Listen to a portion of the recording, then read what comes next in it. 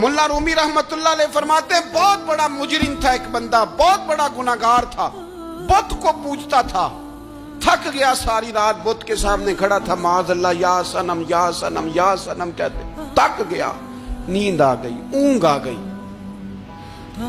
जब पूरी तरह नींद आ गई और दिमाग पे नींद कब्जा करने लगी तो उसके मुंह से निकल गया, सनम सनम कह रहा था ना, निकल गया या समद, ओ बेनियाज मालिक।